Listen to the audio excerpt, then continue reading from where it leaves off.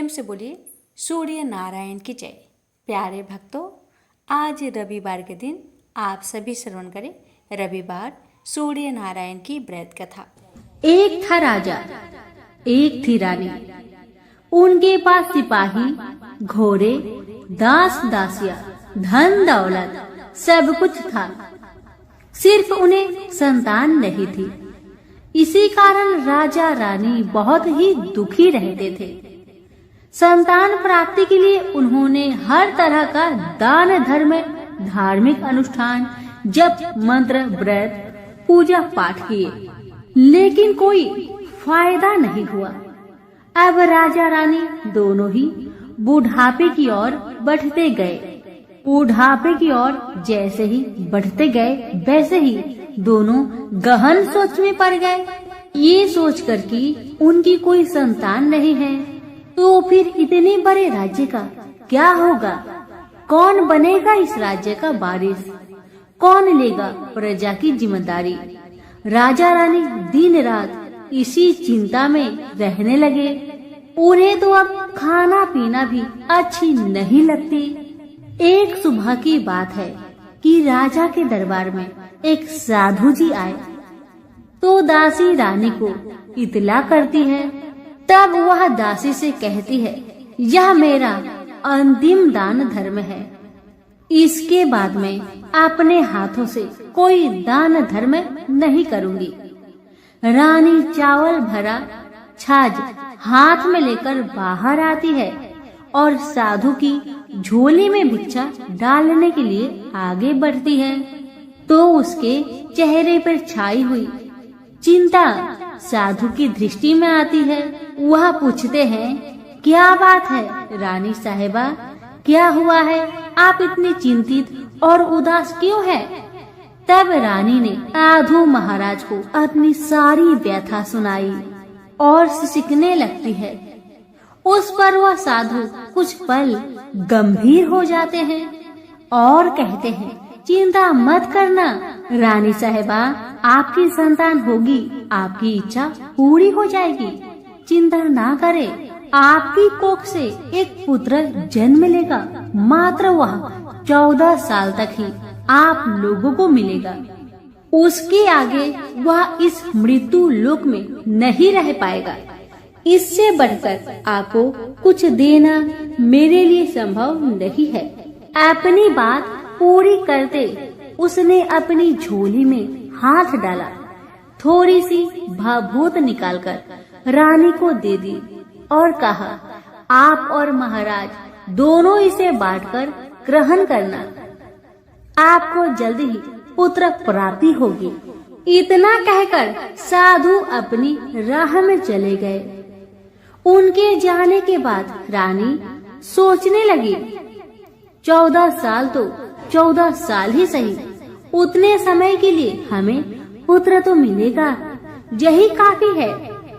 उतने साल तक मैं उसे जी जान से बड़ा करूंगी, उसे ढेर सारा लाड़ दुलार करूंगी, अपनी संतान की हर मुरादे को पूरी करूंगी।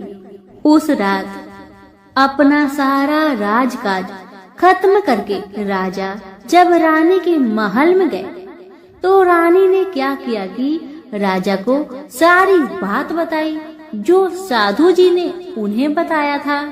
रानी ने साधु की दी भभूत राजा को दिखाकर बोली, साधु महाराज ने यह भभूत हम दोनों को ग्रहण करने को कहा है। राजा बोले, इतना दान धर्म किया, जब तब किया, कोई फल नहीं मिला। अब इस भभूत से हमें संतान प्राप्ति होगी, ऐसा है क्या? उस पर रानी बोली, जब इतना सब कुछ किया तो अब यह भी सही करके देख लेते हैं। अब बेमतलब की उस साधु के क्रोध को क्यों हम बुलावा दे?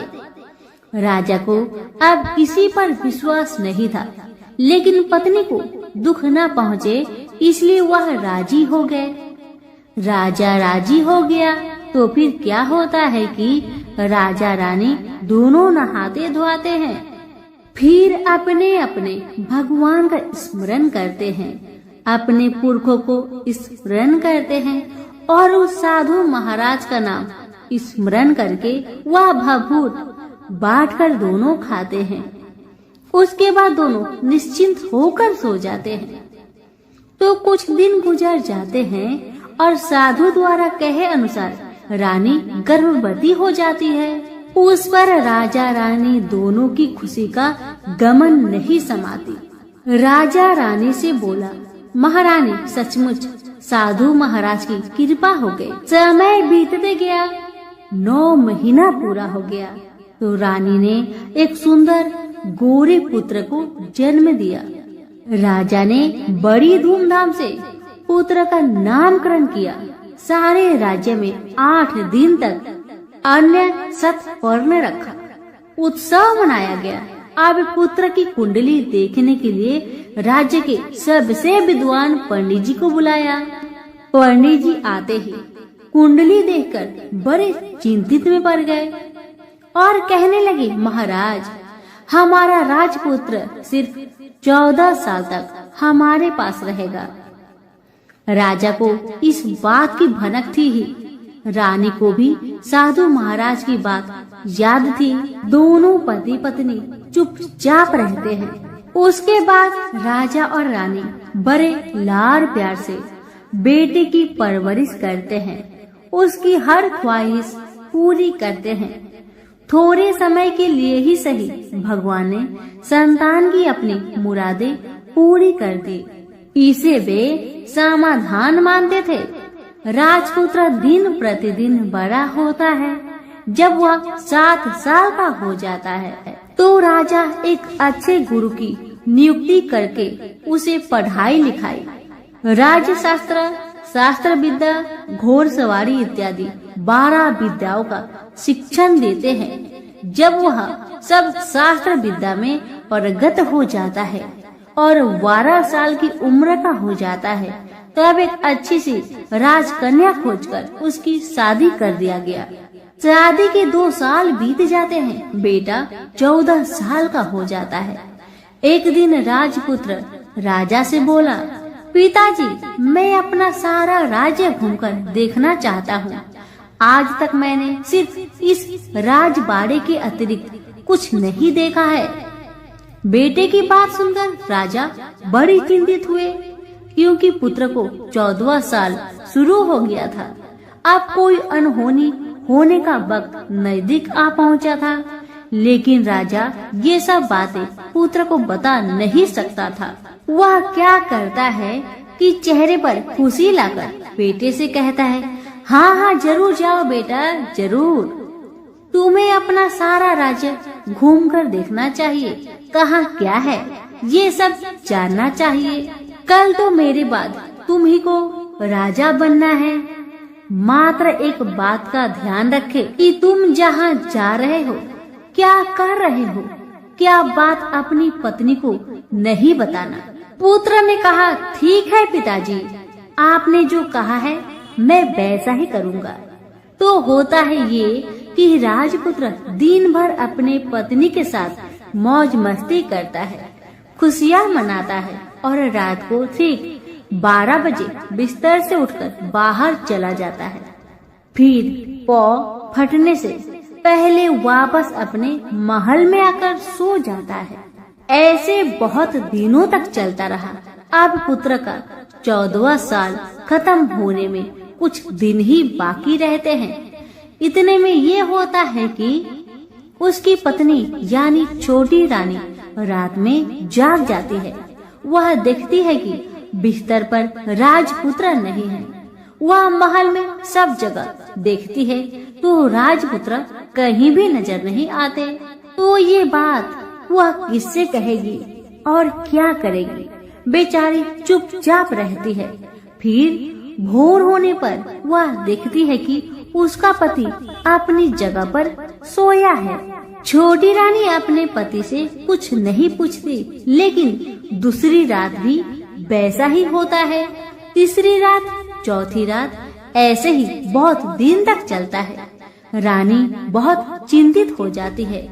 पति रात को जाता कहाँ है, किससे मिलने जाता है। छोटी रानी के मन में ढेर सारी सवाल उमड़ जाते हैं, लेकिन छोटी रानी को राजकुमार से सवाल करने में डर लगता था। शायद उसका पति गुस्सा हो बैठे। सास ससुर से पूछने के बारे में सोचा तो उसकी कुल मर्यादा बीच में आ जाती थी। इसी तरह मन ही मन में बेचैन रहती थी।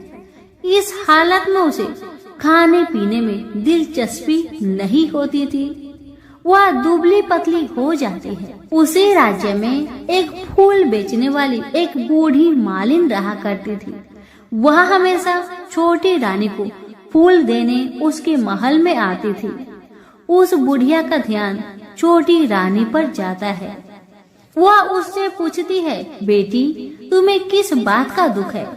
तुम इस तरह सूख कर काटा क्यों बनी जा रही हो? उस पर रानी कहने लगी, क्या बताऊं बूढ़ी अम्मा, तुम्हारा राजपुत्र हर रात बिस्तर पर से उठकर कहीं और चला जाता है और सुबह भोर होते ही वापस आकर सो जाता है। वह कहाँ जाता है? प्रेमिका से मिलने जाता है क्या?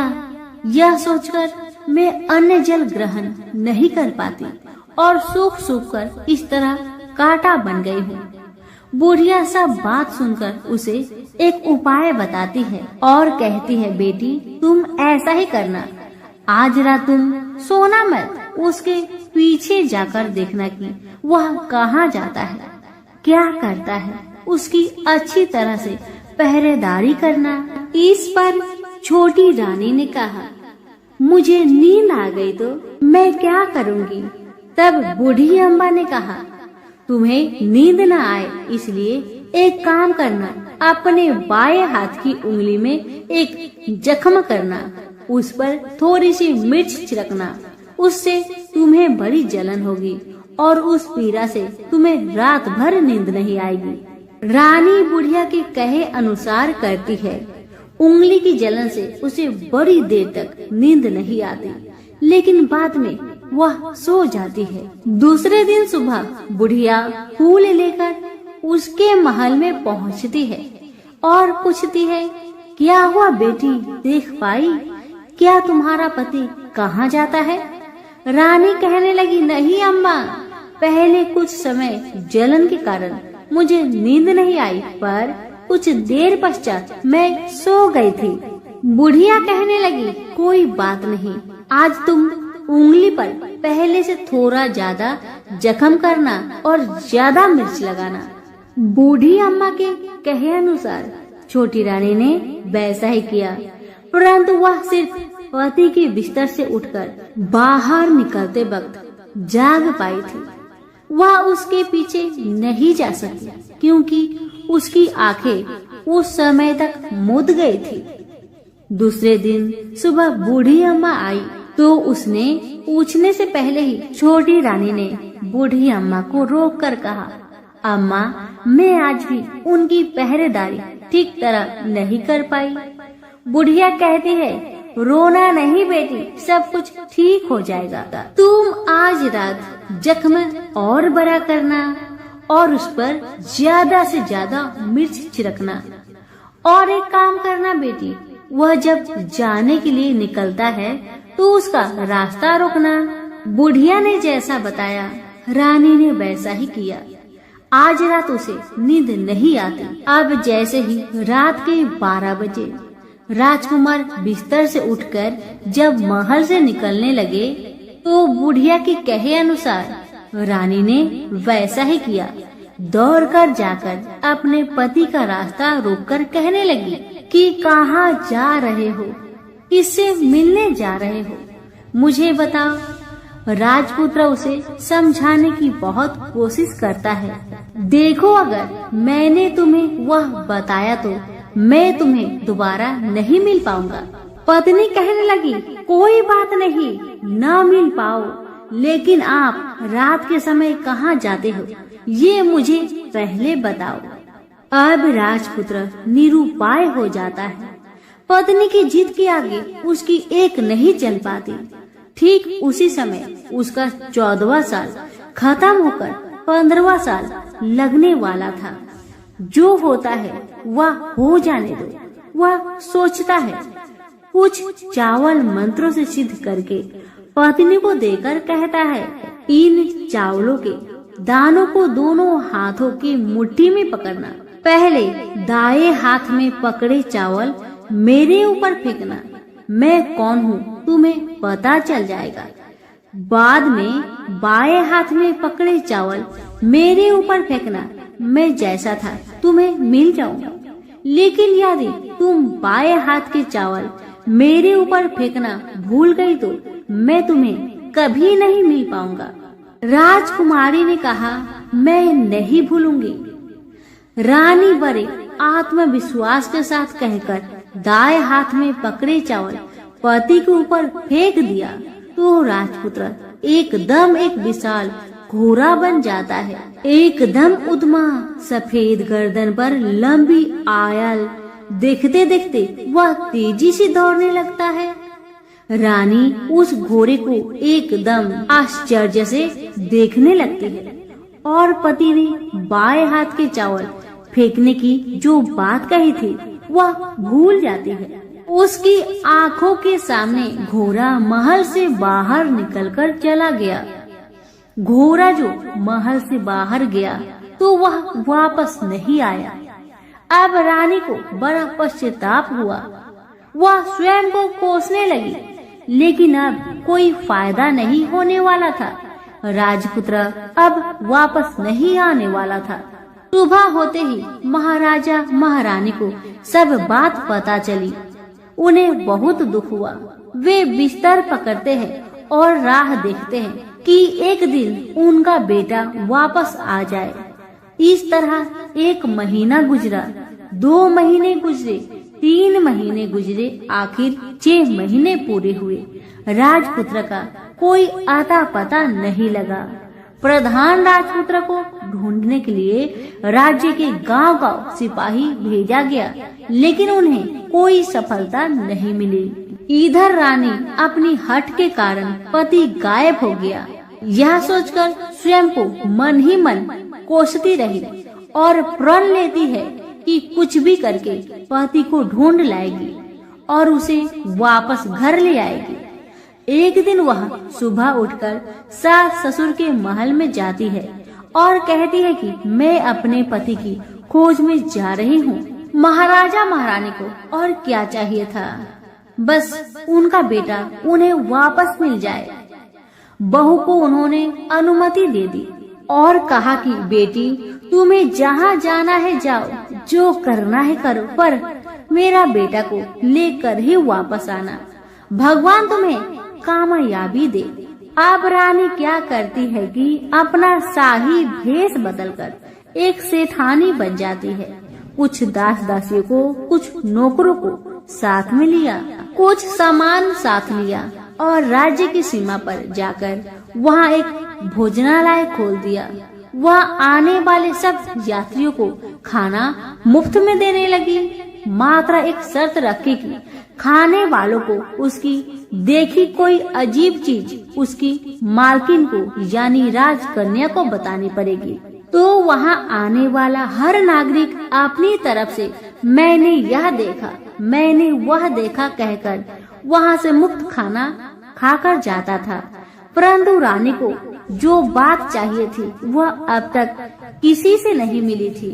ऐसे ही कुछ दिन बीत गया तो इधर होता है कि रानी के महल फूल लेकर जाने वाली बुढ़िया के एक बेटा और बहू थे। उनका एक छोटा बेटा था, यानी बुढ़िया का एक पोता था। बेटा और बहू सुबह काम के लिए निकलते थे तो पोते को संभालने की जिम्मेदारियां बुढ़िया पर रहती थी। बुढ़िया दिन भर पोते को संभालती थी। एक दिन होता है कि बुढ़िया को पान खाने की आदत थी, तो पान खाने के लिए चूना चाहिए था। बुढ़िया उसे तैयार करने के लिए सीपियां लेकर आई। इन सीपियों भूनने के लिए गोबर के कंडे चाहिए थे। कंडे इकट्ठा करने के लिए वह बांस की टोकरी लेकर चरवाहे के मैदान में गई। वहाँ बहुत सारे कंडे थे। उन्हें जमा करते करते उसे घर आने में अंधेरा हो गया। इस और शाम होते ही काम से वापस बेटा बहू घर पहुँचे तो देखा कि बच्चा घर पर अकेला है और रो रहा है। वे दोनों गुस्से से लाल पीले हो गए। इतने में बुढ़िया घर आ पहुँची। बेटा ने पूछा, पोते को घर पर अकेला छोड़कर तुम कहाँ गई थी? बुढ़िया बताने लगी कि मैं गोबर के कांडे इकट्ठा करने गई थी। इस पर बेटा बोला, दोबारा बच्चे को अकेला घर पर छोड़कर यदि कहीं गई तो मैं तुम्हें बहुत पीटूंगा। बुढ़िया कहने लगी, नहीं बेटा, फिर कभी ऐसा नहीं करूंगी। लेकिन दूसरे ही दिन बुढ़िया वह बात भूल गई और फिर चरवाहे के मैदान पर कांडे इकट्ठा करने चली गई। शाम को जब बेटा बहू काम से वापस लौटे तो देखते हैं कि बच्चा घर पर अकेला है और वह रो रहा है। अब उसके बेटे की सहन शक्ति खत्म होने लगी और बुढ़िया के वापस आने पर उसे घर से निकाल दिया। बुढ़िया रात भर घर के बाहर अंधेरे में बैठी रही और सुबह होते ही हाथ में टोकरी लेकर कंडे इकट्ठा करने के लिए निकल गई। उस दिन उस पर कंडे इकट्ठा करने का मानो पागलपन सवार था। कंडे इकट्ठा करते करते जब अंधेरा छा गया उसे मालूम ही नहीं चला। उसे जब ध्यान आया तो गांव का रास्ता भी ठीक तरह से दिखाई नहीं दे रहा था। वह अंधेरे में आंखें फाड़कर देखती है, किसी तरह आगे निकल पड़ी तो क्या होता है कि एक कपिला गाय छन छन की आवाज करते गले की घंटी बजाते ठुमुक ठुमुक कर उस मैदान पर आ गई। उसे देखकर बुढ़िया सोचने लगी कि इस गाय के पीछे पीछे जाऊंगी तो गांव तक पहुंच जाऊंगी। तब बुढ़िया उसके पीछे पीछे जाने लगी।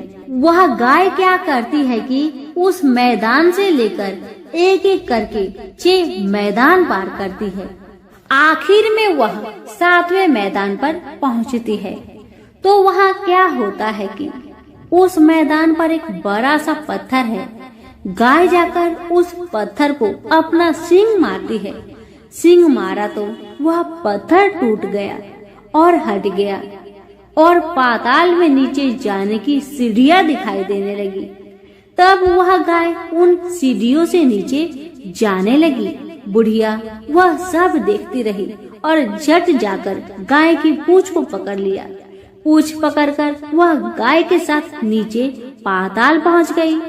पाताल में पहुंचते ही तुरंत गाय की पूंछ छोड़ दी और इधर उधर देखने लगी। वहीं से बुढ़िया ने देखा कि पाताल में सब जगह जगमगाहट है, दिया दीप जलते हैं और तेज रोशनी गाय के ऊपर पड़ रही है और वहाँ अद्भुत घटनाएं घटने लगी। गाय के नीचे जाते ही उसके गले में अपने आप सांकल पड़ गई और छमछम करके कोई दूधाड़ी में गाय का दूध दोहने लगी। लेकिन जो भी कोई वह कर रहा है वह मात्र दिखाई नहीं दे रहा। बुढ़िया बहुत घबरा गई, कहाँ आकर फंस गई। वह सोचने लगी कि और यहाँ वहाँ छिपने के लिए जगह ढूंढने लगी, लेकिन उसे कहीं भी जगह नहीं मिली। हर जगह उजाला ही उजाला था। तो वह जो एक कोने में खड़ी रह गई और जो कुछ सामने हो रहा था उसे चुपचाप देख रही थी। कुछ पल के बाद वहाँ झट से एक उम्दा सफेद घोड़ा आया। वहाँ 2 कुंड थे। उसमें से एक कुंड में उस घोड़े ने छलांग लगाई और ऊपर आ गया। अब उसे राजपुत्र का रूप प्राप्त हो गया। राजपुत्र बनने के बाद उसने दूसरे कुंड के पानी में स्नान किया। वहाँ रखे नए कपड़े पहने। नजदीक ही एक सुंदर पलंग था, उस पर आकर बैठ गया। उसके सामने अपने आप 5 पकवानी की थाली आ गई, दूध की एक प्याली आ गई, 5 सुपारी आ गए। उसके सामने एक दिया जलता रहा। राजपुत्र ने खाना खाया, दूध पिया, 5 सुपारी खाया और बिस्तर पर लेट जाने से पहले सूर्य देव का स्मरण करके सामने जलते हुए दिए से पूछा, दिए दिए दीप कर मेरे माता पिता क्या कर रहे हैं। दिया बताने लगा, बेटे के शोक में डूबे हैं। राज्य कौन संभाल रहा है? राज्य प्रधान संभालता है। मेरी पत्नी क्या करती है? दिया बोला, उसने चौराहे पर भोजनालय शुरू किया है और आते जाते लोगों से वह नई खबर के बारे में पूछती है। दिए के यह कहते ही राजपुत्र कहने लगा, ठीक है। उसके बाद वह सो गया। बुढ़िया कोने में खड़ी रहकर यह सब देखती रही। ऐसी अद्भुत घटना उसने जिंदगी में पहली बार देखी थी। उसे अंदर ही अंदर चुलबुलाहट होने लगी। वह अपनी भूख प्यास भूल गई और आगे क्या होता है कि उसे उत्सुकता से देखने लगती है। लेकिन उसके बाद और कुछ घटनाएं नहीं घटती। रात गुजर गई और सुबह हो गई। सुबह होने पर पलंग पर सोया राजपुत्र उठा और फिर से पहले वाले कुंड में छलांग लगाई तो वह फिर से घोड़ा बनकर कुंड से बाहर आ गया। बाहर आते ही वह तेजी से उस पाताल नगरी से बाहर निकल गया। लेकिन वह कहाँ गया, बुढ़िया को कुछ पता नहीं चला। उसके बाद पिछली रात की तरह कोई उस गाय का छमछम करके दूध दुहने लगा। जैसे ही दूध दुहाना खत्म हुआ, उसके गले की साकल अपने आप खुल गई और वह गाय तेजी से ऊपर जाने लगी, सीढ़िया की ओर भागने लगी। गाय को दौड़ते देखकर बुढ़िया सोचने लगी, अब गाय के साथ यहाँ से ऊपर जाना ही समझदारी है, नहीं तो कोई मुसीबत आकर मेरे ऊपर टपक जाएगी। झट से उसने गाय की पूंछ पकड़ ली और गाय के साथ ऊपर आ गई। गाय जब ऊपर मैदान में पहुंची तो उस सुरंग का रास्ता अपने आप बंद हो गया और उसके मुख पर एक बड़ा सा पत्थर पूर्ववत खड़ा हो गया। ऊपर आकर वह गाय जंगल की ओर निकल गई तो इधर बुढ़िया एकदम बावली सी हो गई। उसने पाताल नगरी में जो कुछ देखा वह जल्दी से जल्दी किसी को बताने के लिए उतावली हो उठी। उसे एकदम याद आया है कि नगर की सीमा पर कोई औरत भोजनालय चलाती है और नई बात बताने वालों को अच्छा खाना पीना मुफ्त में देती है। वह सोचने लगी कि क्यों न मैं यह बात उस औरत को जाकर बताऊं। यदि उसे यह बात पसंद आ गई तो बाकी जीवन खाने पीने की झंझट से मुक्ति मिलेगी। बुढ़िया ने मन में तय किया और तुरंत उस भोजनालय के द्वार पर टंगे नगारे के सामने खड़ी हो गई और जोर जोर से नगारा बजाना शुरू किया। नगारे का इस तरह शोर सुनकर मालकिन यानी छोटी रानी मन से प्रसन्न हो जाती है कि शायद कोई बड़ी बात लेकर यहाँ आया है। रानी सिपाहियों को आदेश देती है, जाइए और जो कोई आया है उसकी अच्छी खातिरदारी कीजिए। आदेश पाते ही सिपाही नीचे दौड़ गए तो एक बुढ़िया नगारा बजा रही है। उन्होंने पूछा, क्यों रे बुढ़िया, क्या हुआ, क्यों नगारा बजा रही हो? बुढ़िया बोली, कुछ नहीं बेटा, यहाँ खाना मिलता है ना, इसलिए आई हूँ। बुढ़िया ने सिपाहियों से बोला, खाना मिलेगा? सिपाही बोले, हाँ मिलेगा, लेकिन तुझे कोई नई बात बतानी पड़ेगी। बुढ़िया बोली, हाँ बताऊंगी, एक बात मालूम है मुझे। इस पर सिपाही उसे अंदर लेकर आए। उनको मालकिन का आदेश था कि जो कोई बूढ़ा बुजुर्ग वहाँ आए उनके साथ अच्छी तरह पेश आना, उनका अच्छा आदर आतिथ्य करना। तो सिपाही ने इस बुढ़िया का भरपूर आदर आतिथ्य किया। उसे बड़ी सी थाली भरकर व्यंजन परोसते हैं। बुढ़िया कुछ दिनों से भूखी थी, वह खाने पर टूट पड़ी। खाना खाने के बाद सिपाही ने उसे नई साड़ी पहनने को दी।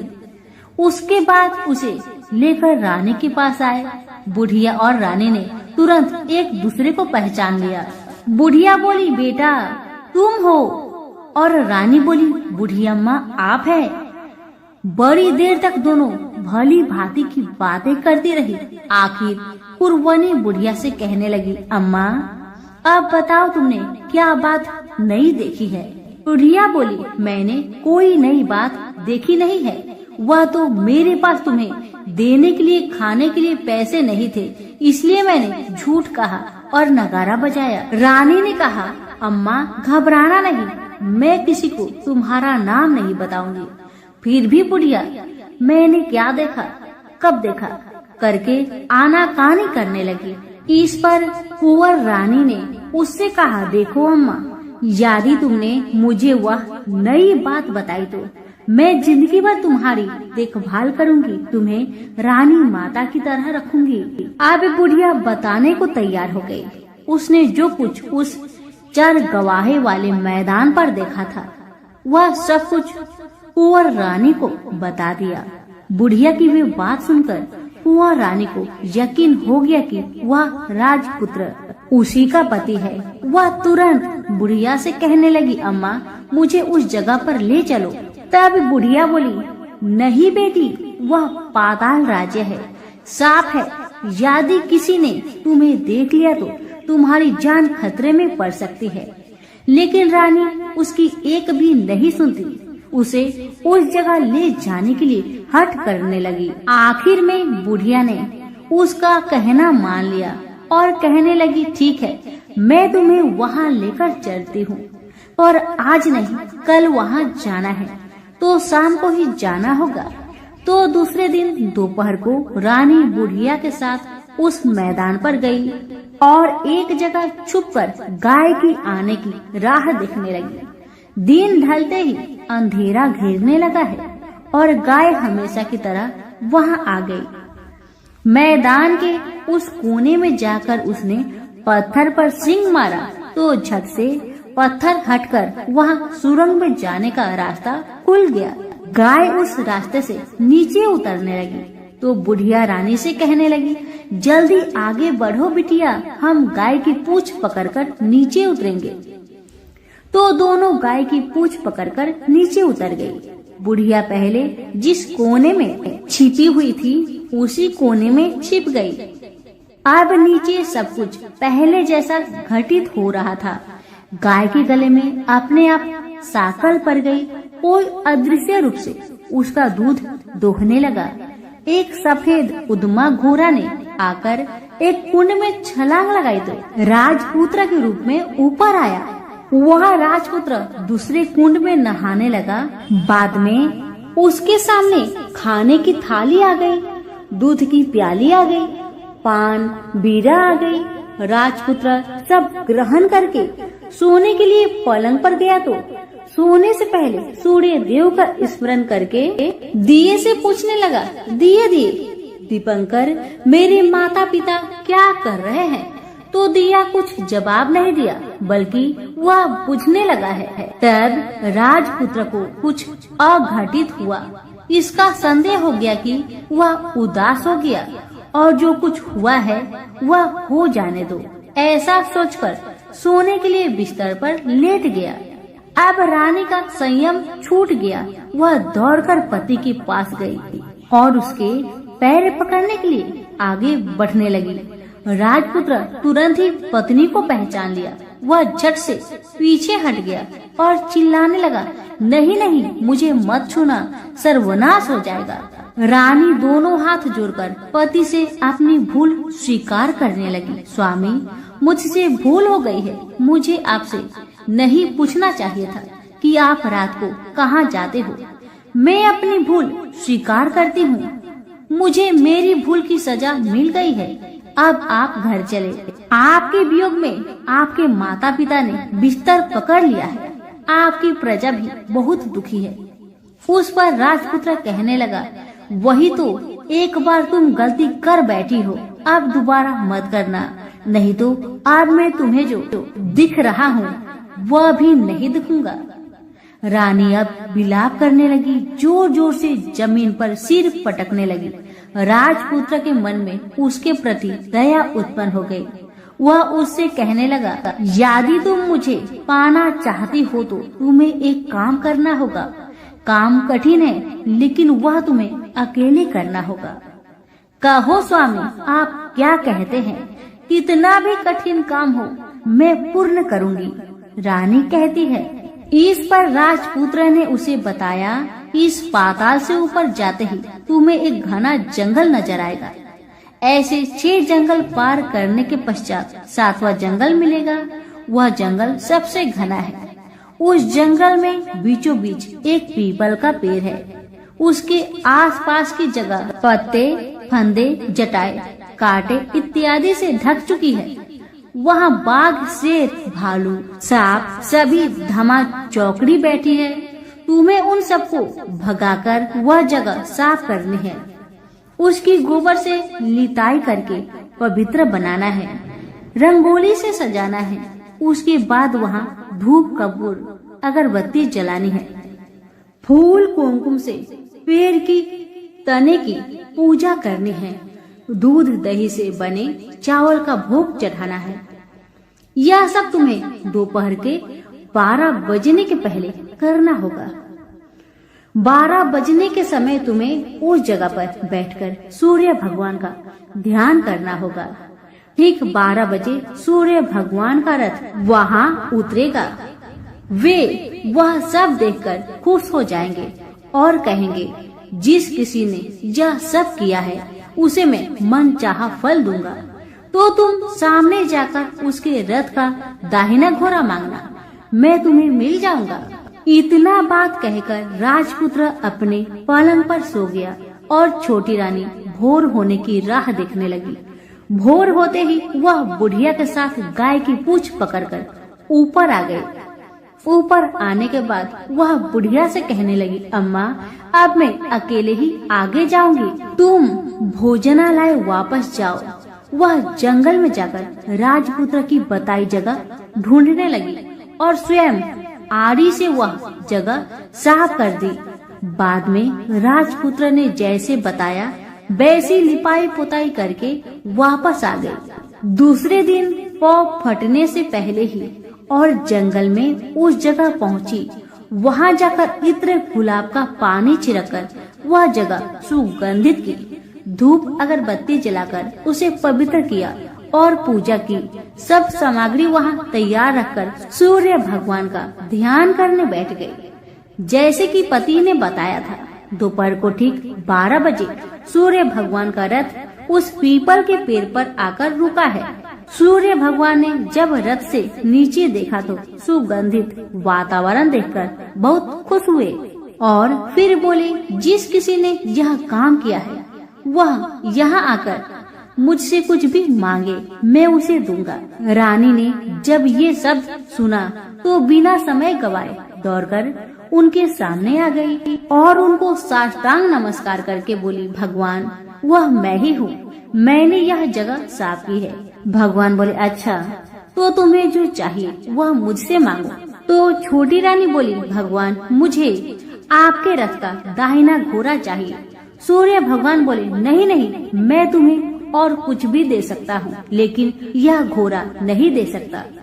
मेरे रथ के 12 घोड़े हैं, तुम चाहो तो कोई और घोड़ा ले लो, लेकिन दाहिना घोड़ा नहीं, वह मैं तुम्हें नहीं दे सकता।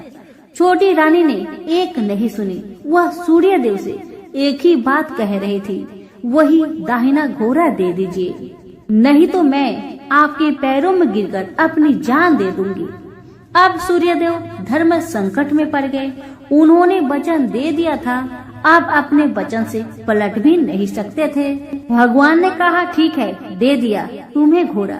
सूर्यदेव ने कहा, फिर एक बात और भी कही, देखो, मैंने तुम्हें घोड़ा तो दिया है, लेकिन वह तुम्हें यहाँ नहीं मिलेगा, तुम्हें उसे पाताल में जाकर लाना होगा। रानी बोली, पाताल में ही क्या भगवान, मैं उन्हें पाने के लिए कहीं भी जा सकती हूँ।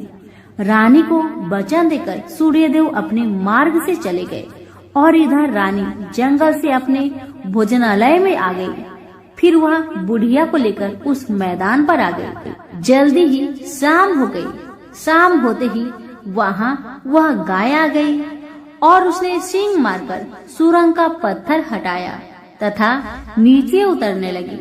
रानी और बुढ़िया जल्दी जल्दी उसकी पूंछ पकड़कर नीचे उतर गए। नीचे पाताल में सब घटनाएं पहले की तरह ही घटने लगी। घोड़े का एक कुंड में नहाकर राजपुत्र बन जाना, नहा धोकर पलंग पर जाकर बैठना तो उसे खाने की थाली, दूध की प्याली आना, पान पीरा आना। लेकिन आज एक बात नई घटी।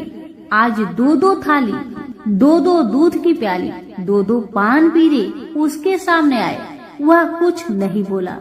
अपने हिस्से की थाली खाकर, दूध पीकर और पान पीरा चबाकर वह सोने चला गया और हमेशा की तरह दिए से पूछने लगा, दिए दिए दीपंकर, मेरे माता पिता कैसे हैं? दिया बताने लगा, वे दोनों तुम्हारे शोक में मरने की स्थिति में पहुंच गए हैं। राजकुमार ने कहा, ऐसा? झट से उसकी आंखों से आंसू टपकने लगे। फिर वह पूछने लगा, दिए दिए दीपंकर, मेरा राज्य कौन चला रहा है? दिया बोला, तुम्हारा राज्य प्रधान चला रहा है और वह सब कुछ हड़प चुका है। वह प्रजा पर बहुत अत्याचार कर रहा है। सुनकर राजपुत्र को बहुत गुस्सा आया। वह गुस्से से अपनी मुट्ठी भींचने लगा। अब वह पूछने लगा, दिए दिए दीपंकर, मेरी पत्नी क्या कर रही है? अब दिया कुछ नहीं बोला, चुपचाप रहा। अब रानी का संयम जवाब दे गया। वह दौड़कर पति के गले लग गई। अब मैं तुम्हें मिल गया, राजपुत्र कहने लगा। सच कहते हो, अब आप फिर से घोड़ा तो नहीं बनोगे ना? पत्नी ने कहा। पति ने कहा, नहीं, दोबारा घोड़ा नहीं बनूंगा मैं। तुमने जो इतने सारे कष्ट उठाए हैं मुझे पाने के लिए, इसलिए सूर्य देव ने मुझे सदा के लिए घोड़े के जन्म से मुक्त कर दिया है। राजपुत्र ने बड़े प्यार से कहा और उसे गले लगाया। उसके आंसू पोंछे। कुछ देर पश्चात भोर हो गई तो गाय की श्रृंखला टूटकर वह ऊपर भूलोक पर जाने लगी। रानी, राजपुत्र और बुढ़िया उसकी पूंछ पकड़कर ऊपर आ गए। ऊपर आने पर वे सीधे भोजनालय में पहुँचे। वहाँ का सब सामान लोगों में बांट दिया और उसको ताला लगाकर अपने राज्य में लौट गए। राजपुत्र वापस आता और उसके तेवर देखकर प्रधान घबरा गया। राजपुत्र ने उसे बंदी बनाकर कैद खाने में डाल दिया और राज्य की बागडोर अपने हाथ में ले ली। उसके बाद वह अपने माता पिता को मिलने उनके महल में गया। तब राजपुत्र क्या देखता है कि उसके माता पिता उसके शोक में सिर्फ पंजर बने हुए हैं। पुत्र को वापस आया देखकर मरणासन राजा रानी की आंखों से टप टप आंसू बहने लगे। इन दोनों ने पुत्र को गले लगाया, उसे प्यार से सहलाया। इतना होने के बाद उनके सेहत में एकदम सुधार आने लगा। वे अब बिस्तर से उठकर बैठ गए। पुत्र को आशीष देने लगे। राजपुत्र के आने की खबर तुरंत राज्य भर में फैल गई। प्रजा खुशी से फूली नहीं समाई। प्रजाजन राजमहल के सामने इकट्ठे हो गए। राजपुत्र ने भी उन्हें दर्शन दिए और आज से उन्हें कोई दुख नहीं पहुंचाएगा, ऐसा वचन भी दिया। अब राजा अपने पुत्र का राज्य अभिषेक करके उसे सिंहासन पर बैठाता है और बहू को महारानी का दर्जा देता है और स्वयं अपनी पत्नी के साथ ईश्वर स्मरण करते हुए खुशी से दिन बिताता है। महाराज बना राजपुत्र अच्छी तरह से राज्य चलाने लगा और अपनी पत्नी के साथ सुख शांति से जीवन बिताने लगा। उस बुढ़िया को रानी ने अपने ही पास रख लिया। उसकी अच्छी तरह से देखभाल करने लगी। बुढ़िया और उसके बुढ़ापे के दिन खुशी से गुजरने लगे। तो प्रेम से बोलिए, सूर्य भगवान की जय हो।